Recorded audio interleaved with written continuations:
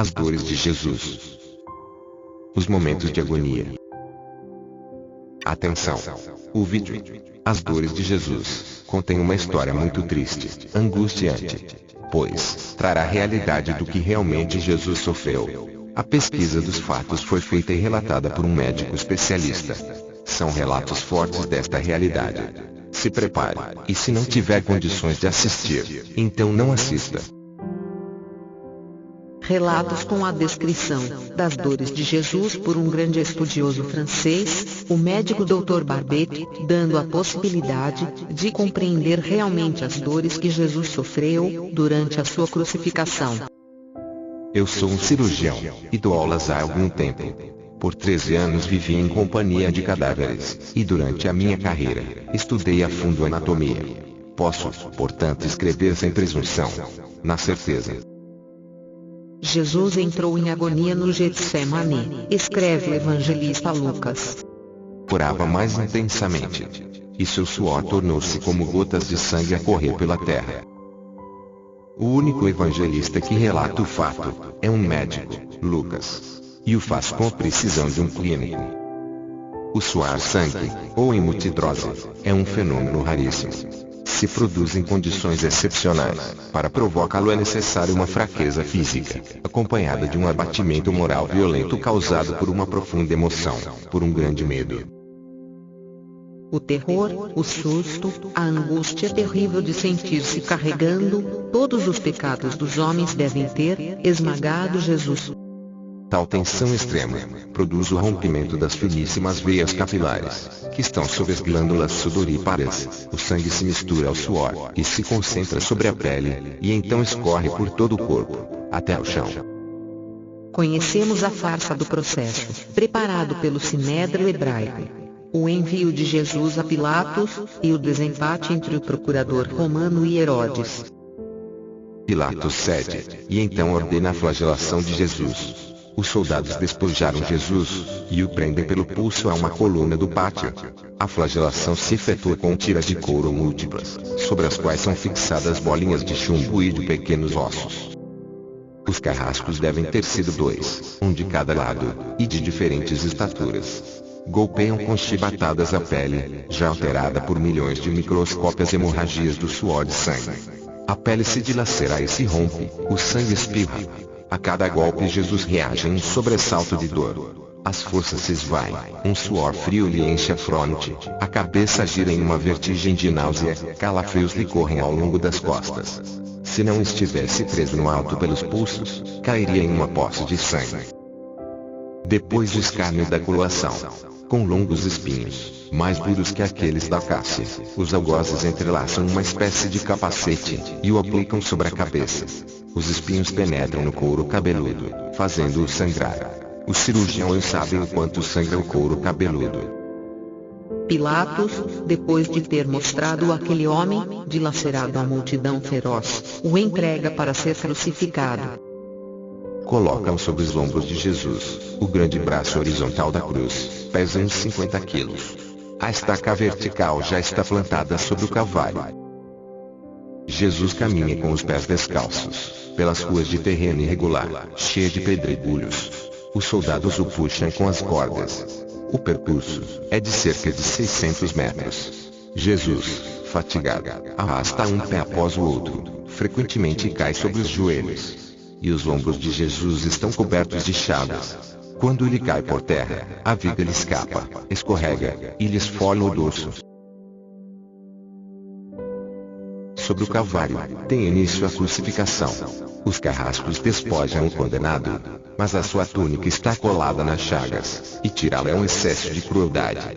Alguma vez vocês tiraram, ao matadora de gás de uma grande chaga?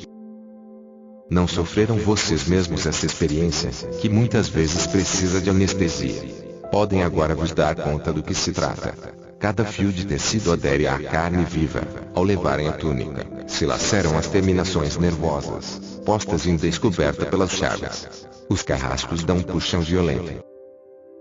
Como aquela dor atroz, não provocam desmaio, perda dos sentidos, da consciência, causada pela irrigação insuficiente de sangue no cérebro. O sangue começa a escorrer. Jesus é deitado de costas. As suas chagas cobrem de pé e pedregulhos. Depositam-no sobre o braço horizontal da cruz. Os algozes tornam as medidas. Com uma broca, é feito um furo na madeira para facilitar a penetração dos pregos. Horrível suplício. Os carrascos pegam um prego, um longo prego pontudo e quadrado, o apoiam sobre o pulso de Jesus, com um golpe certeiro de martelo, o plantam e o rebatem sobre a madeira. Jesus deve ter contraído o rosto assustadoramente. No mesmo instante, o seu dedo polegar, com um movimento violento, se posicionou opostamente na palma da mão. O nervo mediano foi lesado. Pode-se imaginar aquilo que Jesus deve ter provado: uma grande dor, várias pontadas agudas, agudíssimas, que se difundiu pelos dedos, e espalhou-se, como uma língua de fogo, pelos ombros, lhe atingindo o cérebro, uma dor mais insuportável que um homem possa provar, ou seja, aquela produzida pela lesão dos grandes troncos nervosos. O estado provoca uma perda dos sentidos, da consciência, causada pela falta de sangue no cérebro, e faz perder a consciência. Em Jesus não. Pelo menos se o nervo tivesse sido cortado. Ao contrário, o nervo foi destruído só em parte. A lesão do tronco nervoso permanece em contato com o prego. Quando o corpo for suspenso na cruz, o nervo se esticará fortemente, como uma corda de violino esticada sobre a cravelha. A cada solavanco, a cada movimento, vibrará despertando dores dilacentes. Um suplício que durará 3 horas. O carrasco e seu ajudante empunham a extremidade da trava, elevam Jesus, colocando-o primeiro sentado, e depois em pé, consequentemente fazendo-o tombar para trás. O encostam na estaca vertical. Depois rapidamente encaixam o braço horizontal da cruz sobre a estaca vertical. Os ombros de Jesus esfregaram dolorosamente sobre a madeira. Cada vez que Jesus levanta a cabeça, recomeçam pontadas agudíssimas. Pregam-lhe os pés. Ao meio-dia, Jesus precisa tomar água. Não bebeu nada desde a tarde anterior. As feições são impressas, o vulto é uma máscara de sangue. A boca está semi-aberta, e o lábio inferior começa a se perder. A garganta, seca, lhe queima, mas ele não pode engolir. Precisa de água. Um soldado lhe estende, sobre a ponta de uma vara, uma esponja embebecida em uma bebida ácida, em uso entre os militares. Tudo aquilo é uma tortura atroz. Um estranho fenômeno se produz no corpo de Jesus. Os músculos dos braços se enrijecem, em ondas imóveis. Em seguida, aqueles músculos entre as costelas, os do pescoço, e os respiratórios. A respiração se faz, pouco a pouco, mais curta. O ar entra como um e fraco assobio, mas não consegue mais sair. Jesus respira no alto dos pulmões. Tem falta de ar, como um asmático em plena crise. Seu rosto pálido pouco a pouco se vermelha, depois se transforma em um violeta escuro, e enfim em cianítico. Jesus, atingido pela asfixia, sufoca. Os pulmões cheios de ar não podem mais esvaziar-se. A fronte está impregnada de suor. Os olhos saem fora de órbita. Que dores atrozes devem ter martelado o seu crânio. Mas o que aconteceu? Levemente, em como um esforço sobre-humano, Jesus tomou um ponto de apoio sobre o prego dos pés. Esforçando-se a pequenos golpes, se eleva, aliviando a pressão dos braços. Os músculos do tórax se distendem. A respiração se torna mais ampla e profunda. Os pulmões se esvaziam e o rosto recupera a palidez inicial.